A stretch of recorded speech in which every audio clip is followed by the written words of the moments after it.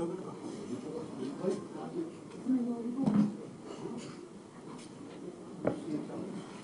जी। नमस्ते जी। नमस्कार। आज की इस प्रेस वार्ता में माननीय मुख्यमंत्री जी, आप सभी छायाकार और पत्रकार बंधुओं का स्वागत है। मैं माननीय मुख्यमंत्री जी से अनुरोध करूंगा कि कुछ विषय है जो आपसे रूबरू होना चाह रहे हैं, तो अनुरोध करें। धन्यवाद।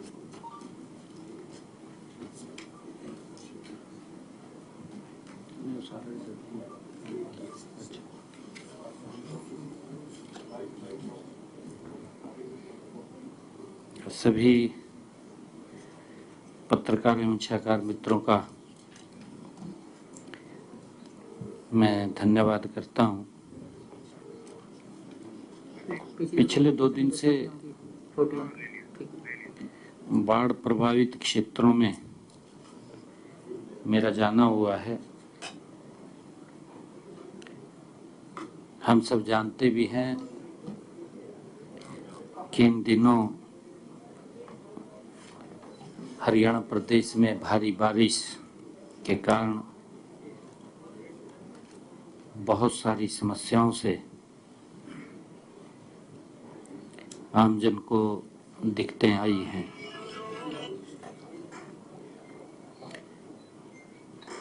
हमारी पूरी नज़र भारी बारिश के कारण हुए नुकसान पर निरंतर हम लगाए हुए हैं। बाढ़ पीड़ितों की कठिनाई को कम करने के लिए हमने जो बाढ़ में नागरिक प्रभावित हुए हैं, जो किसान प्रभावित हुआ है, उनके लिए एक क्षतिपूर्ति पोर्टल खोला है।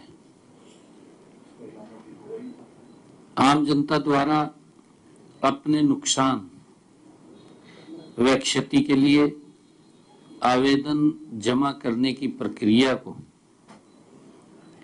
आसान बनाना है। साथ ही प्रभावित लोगों को हुए नुकसान के समयबद्ध तरीके से सत्यापन और मुआवजे के वितरण की प्रणाली में ये पारदर्शिता लाना है।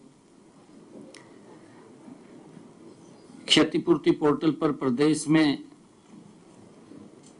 2897 गांव के 1,69,738 किसानों ने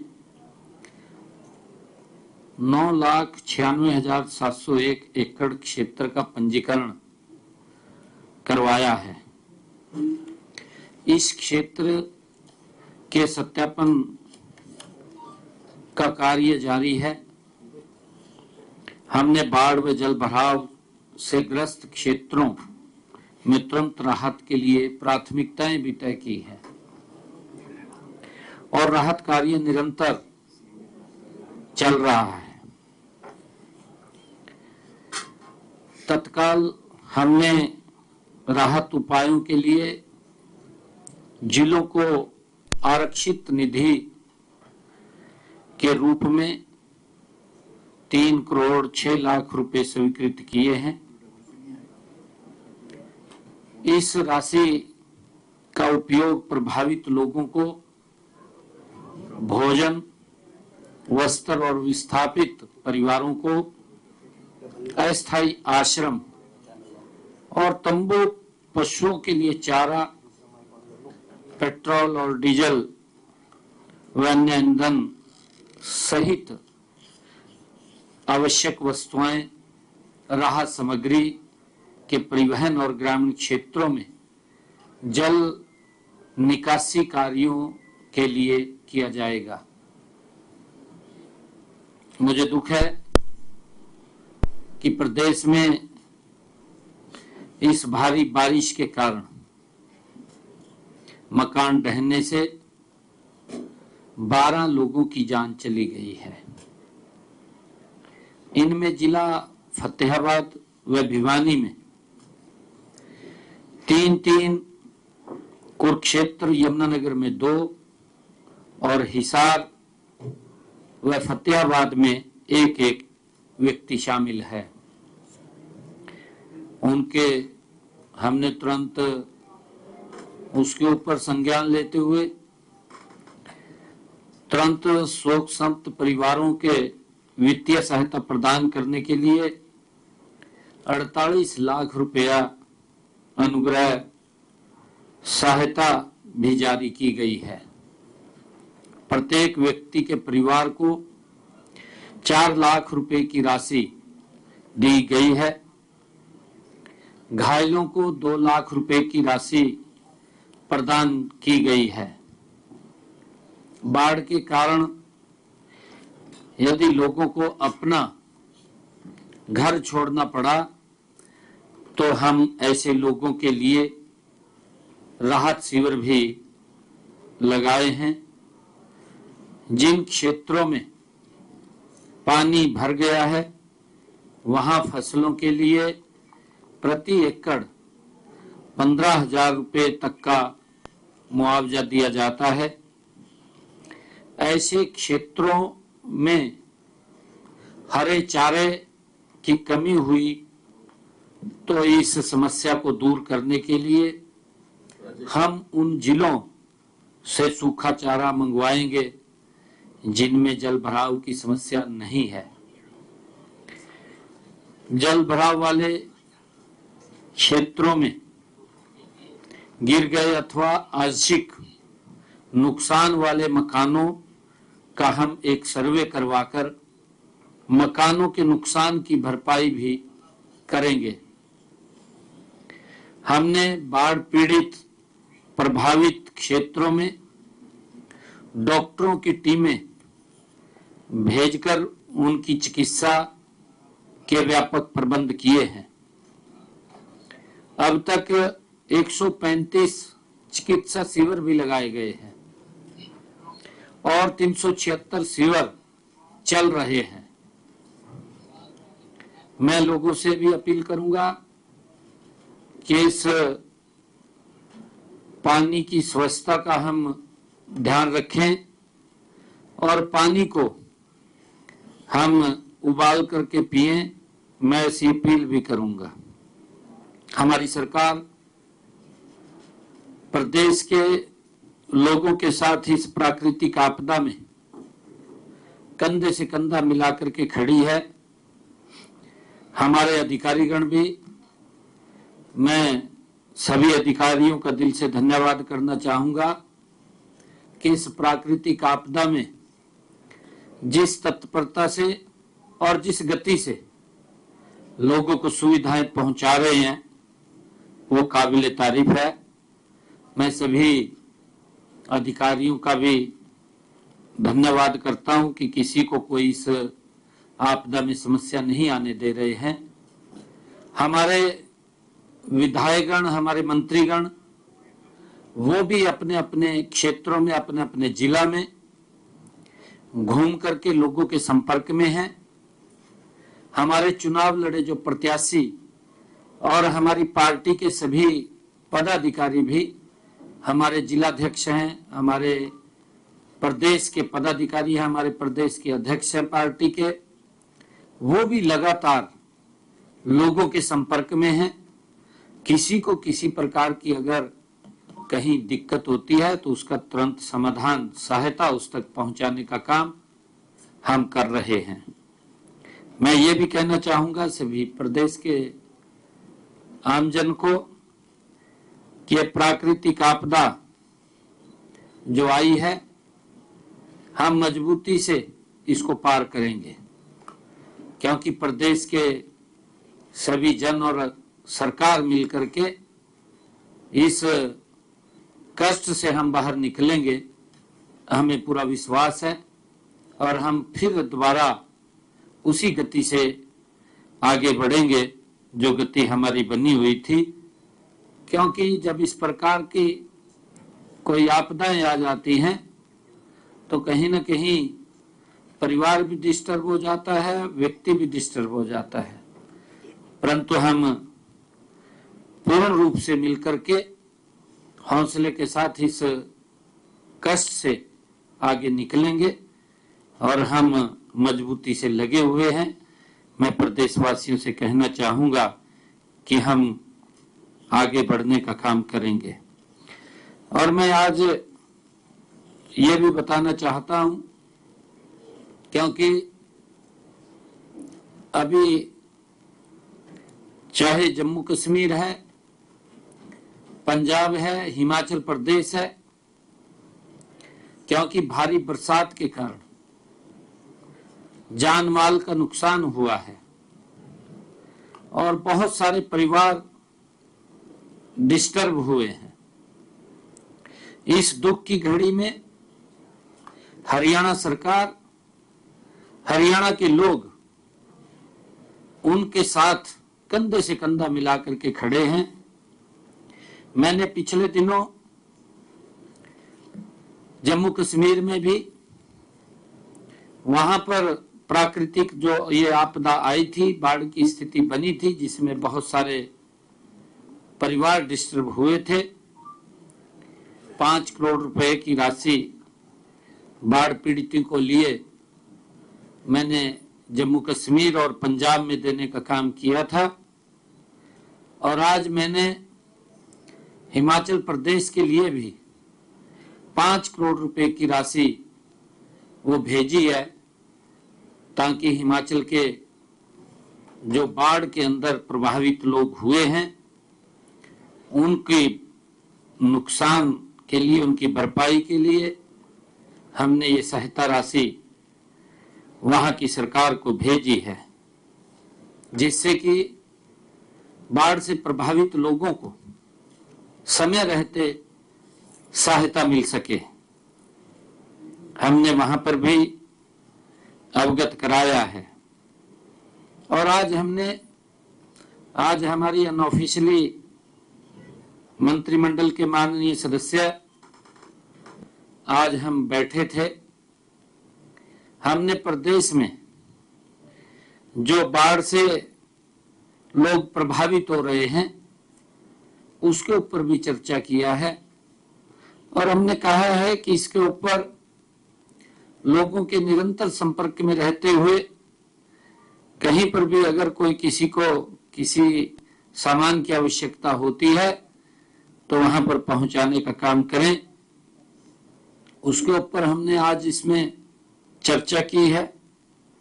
और आदरणीय प्रधानमंत्री जी ने जो लाल किला से 15 अगस्त को एक देश को, लोगों को एक बड़ी राहत देने की बात कही थी, जो जीएसटी कर को कम करने का काम उन्होंने घोषणा की थी। 1 महीने के अंदर ही देश के लोगों को जीएसटी के अंदर एक बड़ी राहत देने का काम किया है। सभी मंत्रियों ने उसका एक मुश्त आदरणीय प्रधानमंत्री जी का, आदरणीय निर्मला सीतारमण जी का धन्यवाद किया है और उसको लेकर के भी चर्चा हुई है।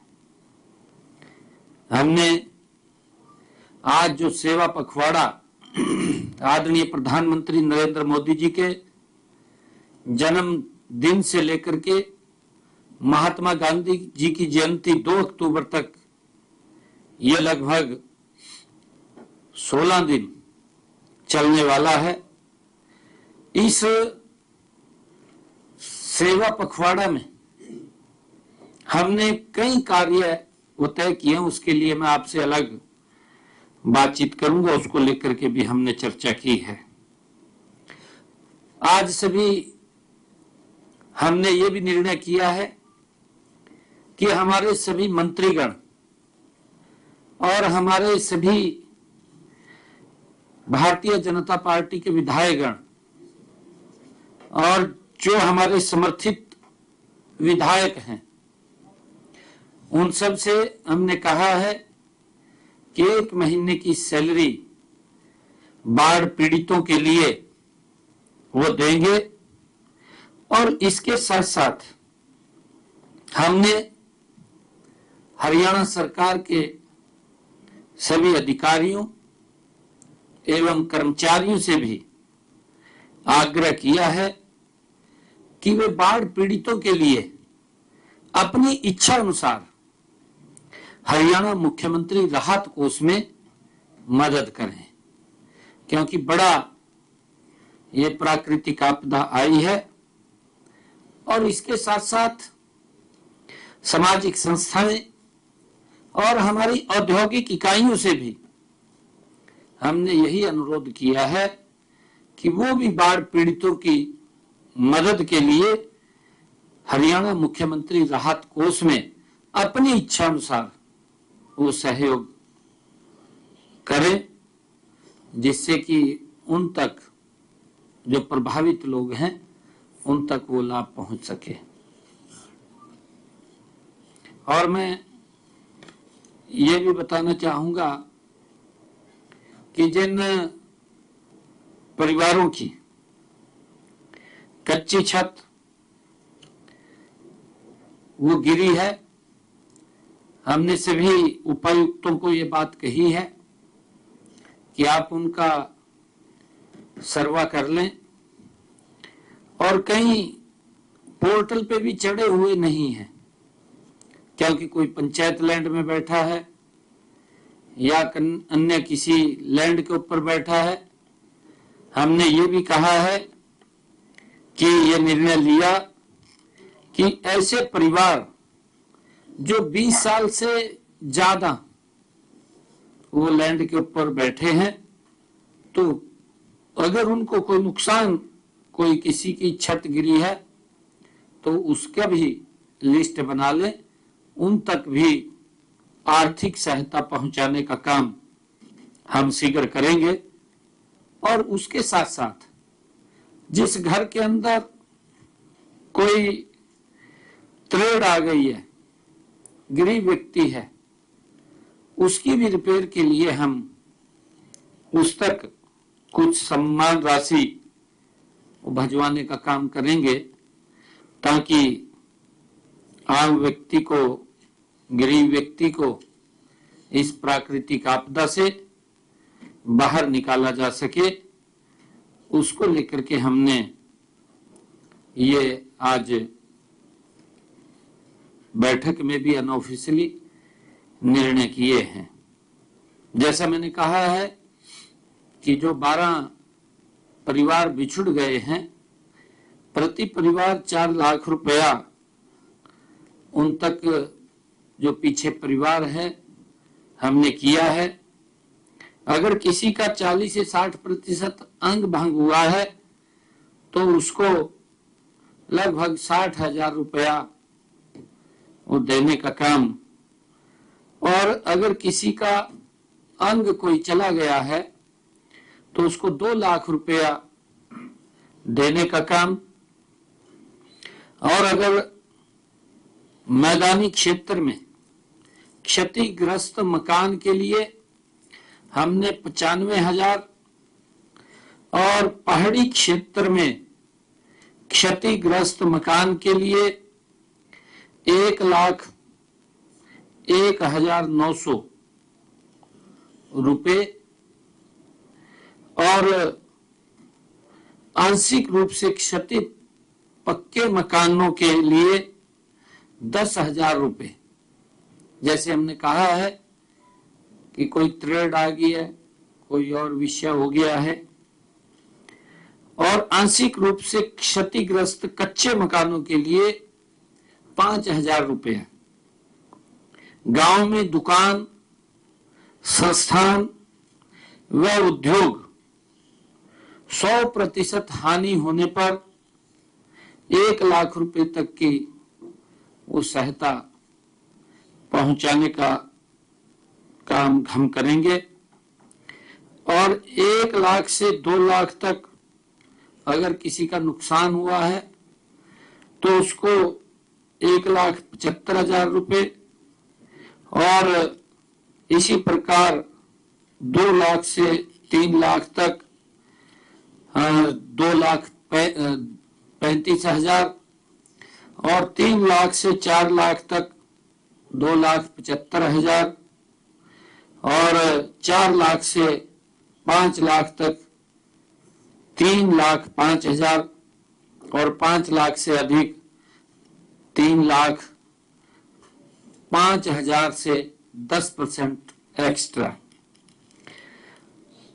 जैसा हम सब जानते भी हैं, हम सबको मालूम भी है कि ई क्षति पूर्ति पोर्टल वो खुला हुआ है। हमारे किसान उसके ऊपर रजिस्ट्रेशन करा रहे हैं।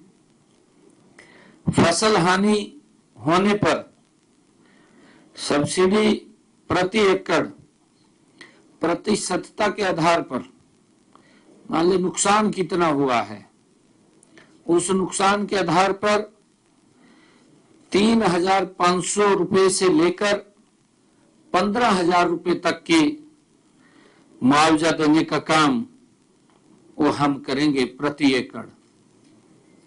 दुधारू पशु की अगर कोई हानि हुई है, गाय ऊंटनी या के लिए हम 30,000 रुपए और भेड़ बकरी सूअर के लिए 3,000 रुपए और दूध देने वाले पशु ऊंट घोड़ा बैल आदि के लिए 25,000 रुपए और मुर्गी पालन के लिए 5,000 रुपए तक की बाढ़ पीड़ितों को सहायता देने का काम हम करेंगे। और जैसा मैंने अभी बताया भी है कि पिछले 2 दिन से लगातार मैं पूरे प्रदेश में बाढ़ प्रभावित क्षेत्रों का दौरा किया है। मैंने लोगों से मिला है और उनको मैंने इस बात को लेकर के भी आश्वस्त किया है कि इस प्राकृतिक आपदा में हम सब मिलकर के इसका सामना करेंगे। आज मैंने इतना ही विषय आप लोगों के बीच में रखना था। वो भी अपना अपना जो वन मंत्रालय, जैसे एक पहल की रविंद्र कल्याण जी ने और कृष्णलाल मिड्ढा जी ने, तो 1 महीने का मैंने कहा ना, हमारे सभी बीजेपी के विधायक हमारे जो समर्थन कर रहे हैं, आजाद उम्मीदवार, उन्होंने नहीं, हमने अपने विधायकों का कहा। ओपोजिशन से भी अपील करेंगे कि ओपोजिशन भी इस आपदा देखिए, ये प्राकृतिक आपदा है और इसके अंदर कोई भी व्यक्ति दे सकता है, किसी को मनाही नहीं है। हमने अभी अपने विधायकों से अपील किया है। डिपार्टमेंट में भी कहा गया कि पंजाब में डीजीपी ने कहा है कि सभी आईपीएस अधिकारी अपना एक दिन का जो वेतन है वो देंगे, तो क्या पुलिस डिपार्टमेंट में भी आप कहेंगे किस तरीके से? ये मुख्यमंत्री राहत कोष खुला है। हमने कहा है कि कोई भी अगर उसमें इच्छा अनुसार जो उसकी इच्छा है कोई देना चाहे। सर आप लगातार 2 दिन फील्ड में थे, रात को 11-12 बजे भी आप प्रभावित लोगों से मिलते थे। फिलहाल स्थिति प्रदेश में कितनी कंट्रोल में है? और इसी में मैं ऐड करूंगा सर, हरियाणा में फ्लड है, लेकिन उसके बावजूद हरियाणा सरकार पड़ोसी राज्यों की मदद कर रही है, हरियाणा भी मदद कर रहे हैं, तो हरियाणियों के जज्बे को आप कैसे देखते हैं सर?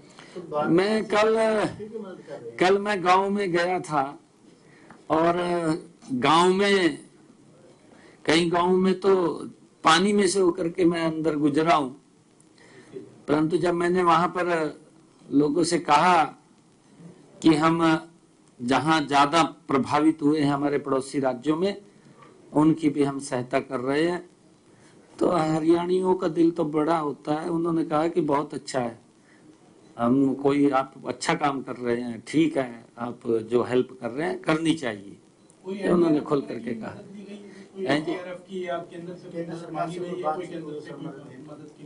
नहीं, देखिए, केंद्र हमारी समय समय के ऊपर हमारा ध्यान करता है।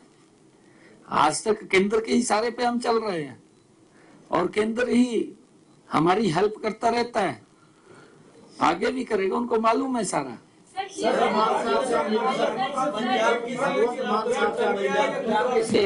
सीएम साहब, एक समय पे एक सारी आपकी तरफ से जो है कॉम्पनसेशन, आपने पीएम आ रहे हैं सर, उसको लेकर तमाम तरह की बातें हैं। कांग्रेस के अगर बात की जाए तो वही करेंगे, पंजाब के जो मुख्यमंत्री भगवंत मान है उनको पीएम के साथ ना जाना पड़े, इसलिए अस्पताल में गए। आप मिलके भी आए हैं इसलिए पंजाब के साथ, और इसी प्रकार के दिल्ली के कैबिनेट मंत्री हैं, उनकी तरफ से ये भी कहा है कि पंजाब के लोगों के इस मुसीबत की घड़ी में पंजाब के मुख्यमंत्री अस्पताल में जाके छुप गए सर। और कैसे देखते हैं? दिल्ली वाले मांग देखिए पड़ोसी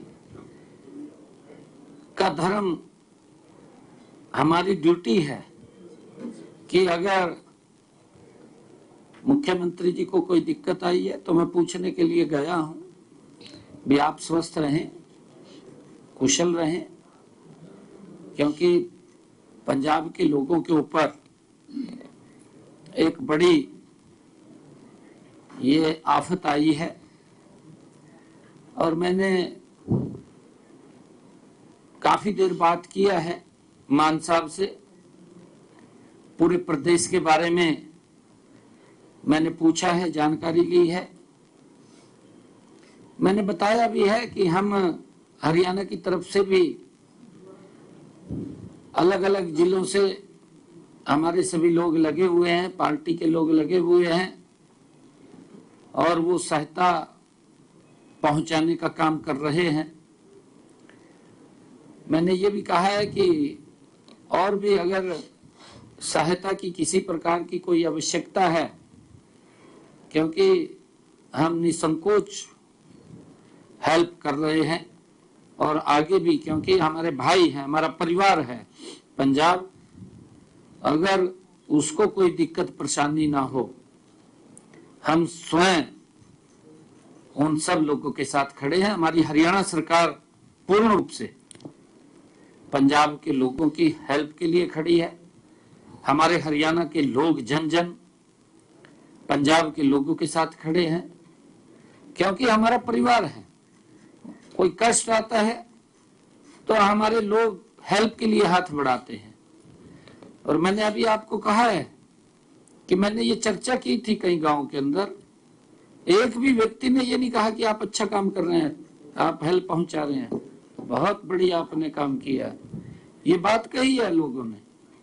और हरियाणवी कई बार होता है हमारे यहाँ भी, क्योंकि मैंने कहा है कि जिस गांव में मैं गया था वो स्वयं पानी से प्रभावित था, काफी पानी था उसमें, उन्होंने अपनी बात कम और फिर पंजाब की ज्यादा की है। हमारे लोग इस प्रकार के हैं कि आप अच्छा कर रहे हैं।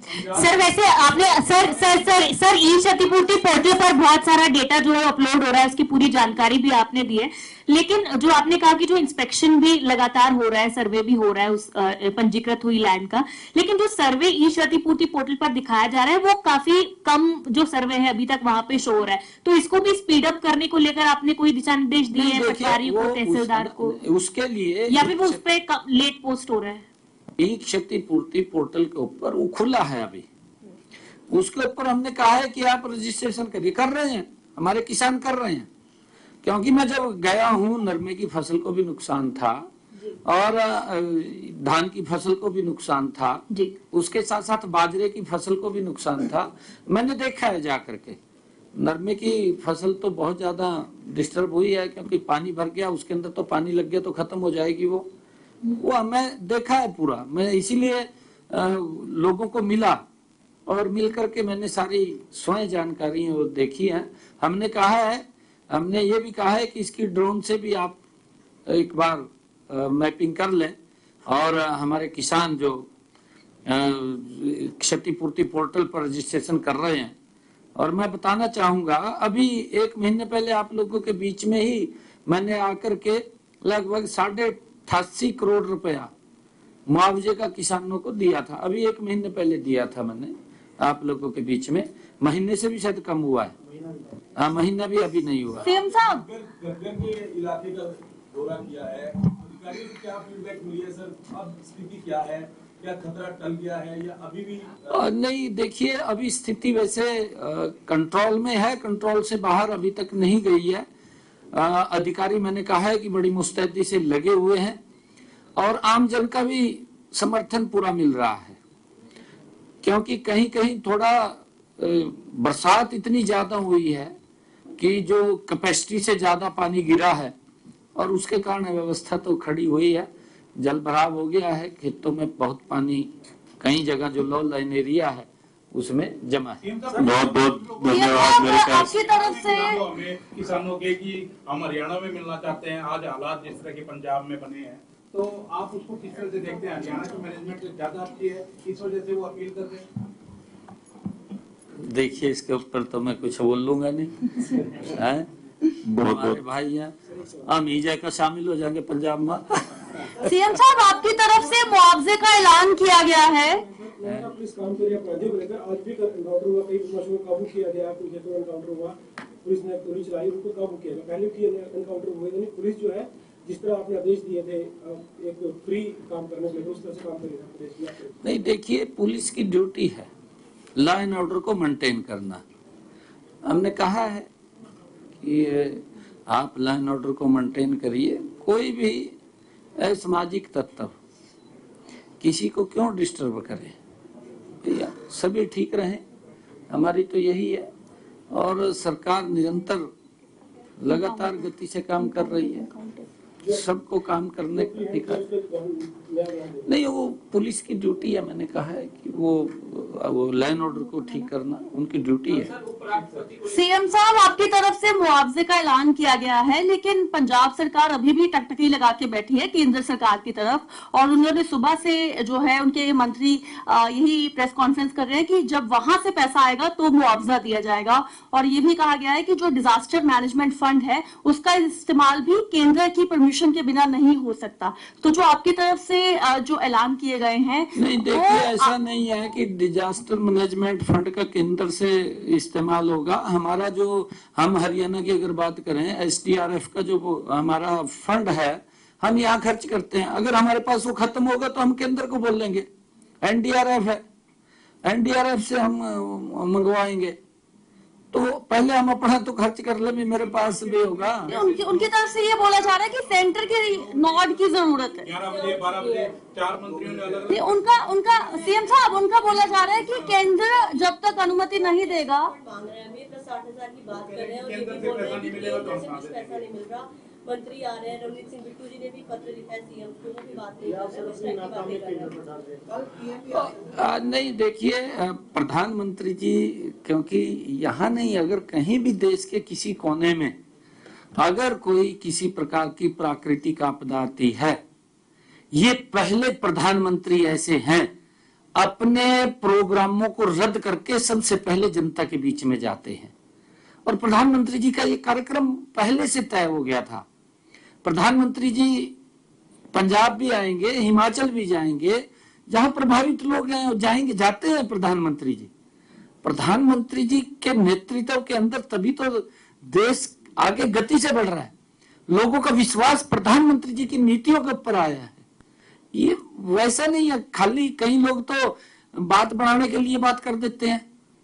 प्रधानमंत्री जी जो बोलते हैं, मन से बोलते हैं, दिल से बोलते हैं और उसको पूरा करते हैं, समय रहते पूरा करते हैं। ये प्रधानमंत्री जी, क्योंकि उनके नेतृत्व में सब व्यक्ति समान है। धन्यवाद जी, धन्यवाद। भूपेंद्र सिंह हुड्डा भी गए कई गाँव में, और रणदीप सुरजेवाला भी लगातार जा रहे हैं और कह रहे हैं कि कुछ नहीं हो रहा, लोग बड़ी दिक्कतों का सामना लोगों को करना पड़ रहा है।